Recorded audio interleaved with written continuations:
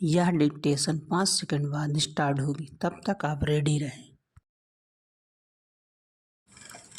Ready start. आदरणीय महोदय, हिंदी के लिए यह अवश्य ही गौरव का विषय है कि उसे भारतीय संविधान ने अखिल भारतीय भाषा का स्थान दिया है।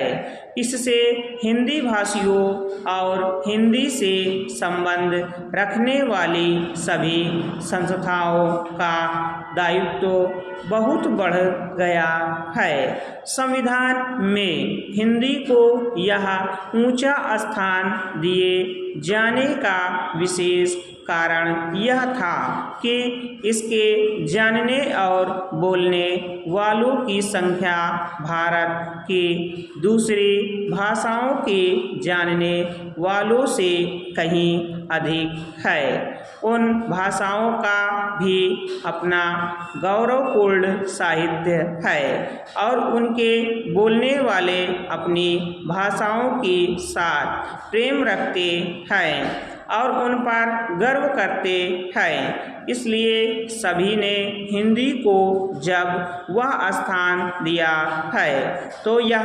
समझकर नहीं कि उनकी अपनी भाषा किसी बात में कम है, पर यह समझकर कि राष्ट्रीय काम के लिए हिंदी का ही प्रचार और प्रसार सुगम और सुलभ होगा।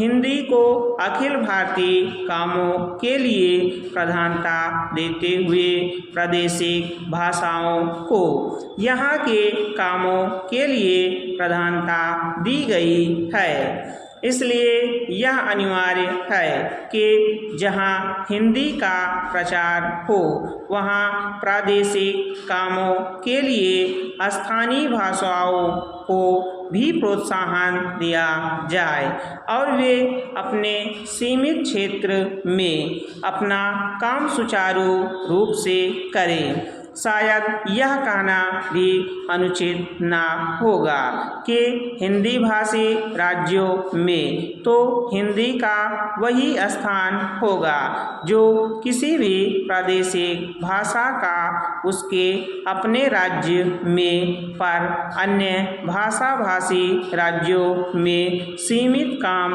और अखिल भारतीय क्षेत्र में प्रायः सभी काम हिंदी द्वारा किए जाएंगे। हिंदी भाषियों का प्रयत्न यह होना चाहिए कि हिंदी भाषियों ने जिस सद्भावना से हिंदी को राष्ट्रीय कामों के लिए स्थान दिया है, उसी सद्भावना के साथ वे हिंदी के प्रचार में तत्पर हो।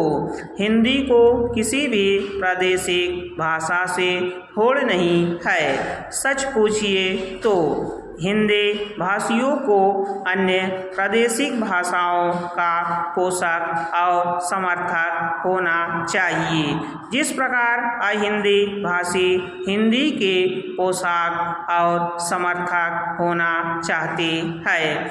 हिंदी भाषियों के व्यवहार और आचरण से यदि कहीं भूल से भी यह आभासित हुआ कि हिंदी अन्य सभी भाषाओं से अधिक समृद्ध, अधिक परिपुष्ट साहित्य वाली या प्राचीन तथा नवीन विचारों और भावों को व्यक्त करने में अधिक शक्तिशाली भाषा है और इसलिए इसको अधिकार है कि अखिल भारतीय राष्ट्रीय कामों के लिए यह राष्ट्रभाषा मानी जाए, तो इसका फल यह होगा कि अन्य भाषा भाषी हिंदी के प्रति ईर्ष्या करने लगेंगे और जो संविधान चाहता है वह काम पूरा नहीं हो सकेगा और हिंदी उस स्थान को प्राप्त नहीं कर सकेगी जो संविधान ने उसे देने का निश्चय किया है। दूसरे शब्दों में हमें हिंदी का प्रचार नम्रतापूर्वक करना चाहिए। मुझे यह कहते हुए बड़ा हर्ष होता है कि इस दिशा में नागरिक प्रचारणी सभा का दृष्टिकोण सदा से व्यापक और उदार रहा है। सभा के पदाधिकारियों तथा कार्यकर्ताओं ने सदा ही अन्य भारतीय भाषाओं का समुचित आदर किया। यह सभा की परंपराओं के अनुकूल ही है कि हीरक जयंती के उपलक्ष्य में एक प्रकाशन योजना बनाई गई है। स्टॉप। अगर आप हमारे चैनल पर नए हैं तो चैनल को सब्सक्राइब जरूर करें और बेल आइकॉन प्रेस करें ताकि आपको सभी डिक्टेशन की सूचना मिल सके।